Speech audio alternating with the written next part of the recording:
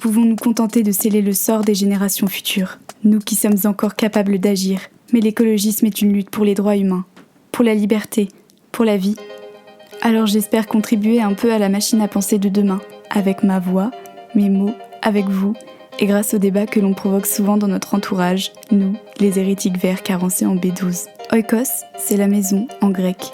Parce que la maison n'est pas celle dans laquelle on s'enferme pour ne pas voir les problèmes du dehors, mais celle qui respire avec nous et qu'on appelle terre. Parce qu'avec elle, on peut construire un grand foyer, inclusif, bienveillant, moins riche de superflu et davantage empli d'humanité. Oikos est à la racine du mot écologie, comme nous sommes à la racine de ce nouveau foyer. Nous vivons dans un monde aux crises multiples, et si elles sont devenues normalité, c'est sûrement nous, humains, qui sommes en crise. Oikos est une feuille de brouillon, une boîte à idéal, un sac à colère au service de l'écologie.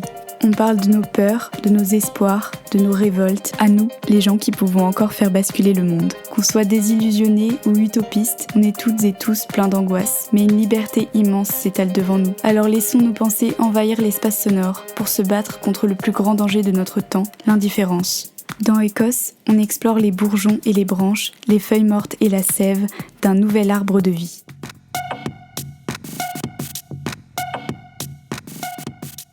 Bonjour, c'est Soldat Petit Pois et aujourd'hui je vous accueille pour la première fois dans Oikos. L'occasion de me présenter, de prendre le temps de vous expliquer mon projet, mon parcours et ce que sera Oikos. Je m'appelle Charlotte, j'ai 21 ans, je viens de région parisienne et je suis étudiante. Ici, vous m'entendrez parler sous le pseudo de Soldat Petit Pois, tout simplement parce que c'est le nom que j'utilise en tant qu'activiste écologiste et qu'ici, j'espère qu'on parlera beaucoup d'activisme écologiste et très peu de Charlotte. Mais pour cette introduction, j'ai essayé de vous résumer ma courte vie pour qu'on se connaisse un petit peu mieux. Quand j'étais petite, j'étais scout de France. J'ai eu l'habitude de passer mes étés dans la nature, en forêt ou dans les fermes qui voulaient bien nous accueillir. Je me suis réveillée la tête dans l'herbe, j'ai fait des veillées de feu au solstice comme les sorcières, et je me suis endormie avec des limaces dans mon sac de couchage. Pourtant, j'ai toujours vécu en ville. Donc oui, je fais partie de ces jeunes Français complètement déracinés de la nature et qui n'y connaissent rien. Mais je vous jure que mes mains lisses me démangent.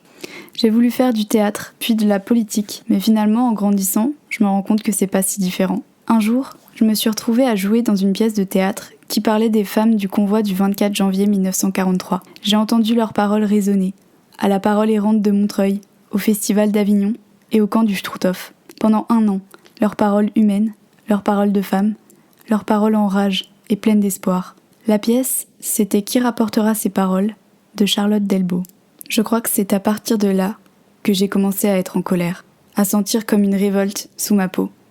J'ai fait mes débuts dans l'indignation professionnelle et l'écologie a commencé à prendre une place de plus en plus grande dans ma tête. À l'école, on m'a parlé de crise économique, de crise sociale, de crise des migrants, de crise financière, de crise d'identité. J'ai cogité et cogité jusqu'à ce que je commence à tout connecter. L'écologie, les crises et mon petit bonhomme de chemin dans le vaste monde. Tout prenait sens et ma vie perdait tout le sien. J'étais inutile. Tous les jours, je me sentais comme vide, assise sur ma chaise, à écouter des profs. On m'a félicité pour mes études, mais finalement, en mettant les mains dans la terre, je me suis rendu compte d'à quel point j'étais ignare. Je savais pas différencier une carotte des mauvaises herbes, car ça, les théories des grandes écoles ne vous l'apprennent jamais. J'étais déjà en colère des gens qui crèvent, des femmes qui meurent, des terres qu'on colonise. Mais là, je me suis mise en colère contre moi-même.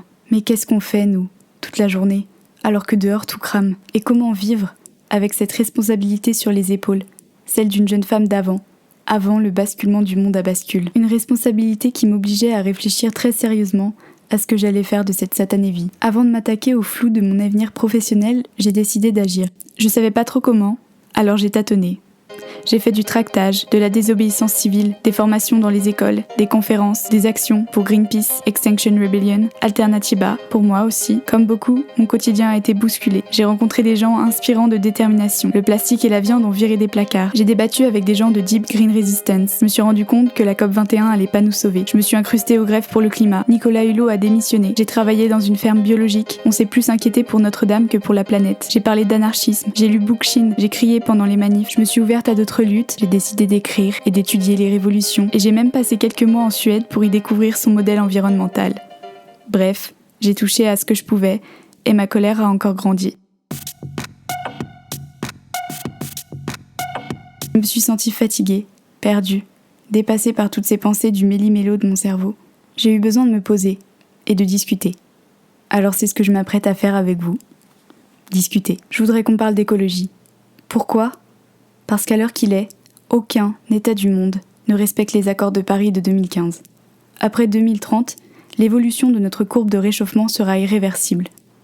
Il nous reste 10 ans pour faire ce qui aurait dû être fait depuis des décennies.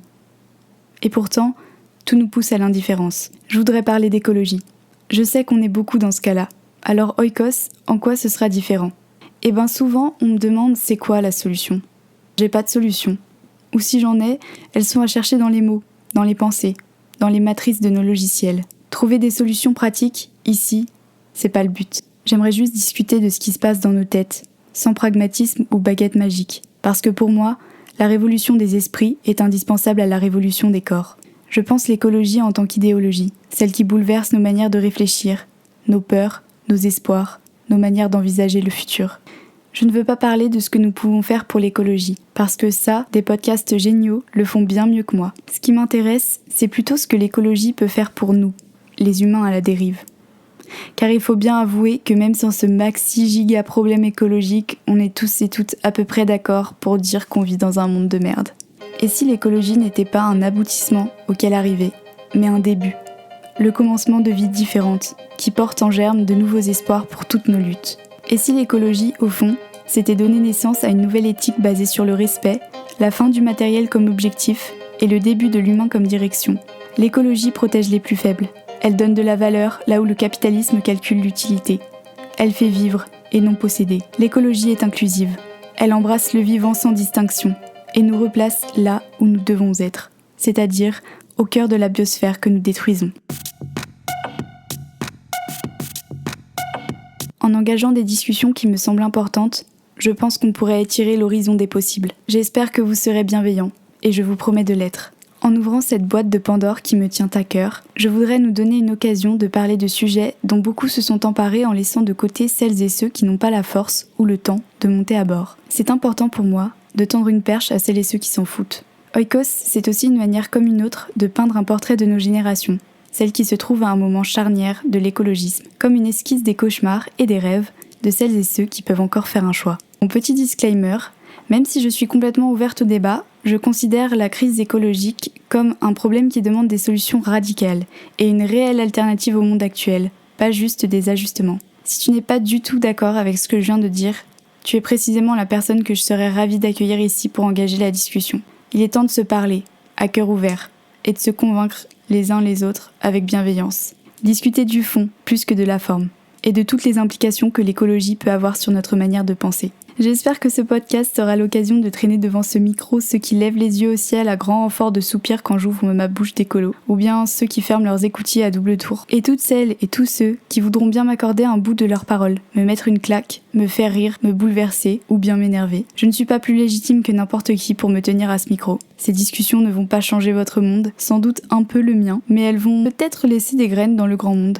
Et ça c'est déjà bien, non ? Ici, on parlera révolution des esprits, renversement de la toute-puissance de l'homme, lutte contre la colonisation, celle des corps et celle des terres, celle des femmes et celle de la terre, des pays non occidentaux et des espaces sauvages. Parce que tout est lié, ça n'a jamais été aussi vrai. Peut-être qu'à force, on arrêtera tous et toutes autant que l'on est de faire marcher les engrenages de ce système fou, qu'on sortira le nez de nos vies quotidiennes pour regarder l'état du monde. Peut-être qu'il est temps d'avoir ces discussions entre nous. Alors je vous retrouve bientôt pour le premier épisode d'Oikos.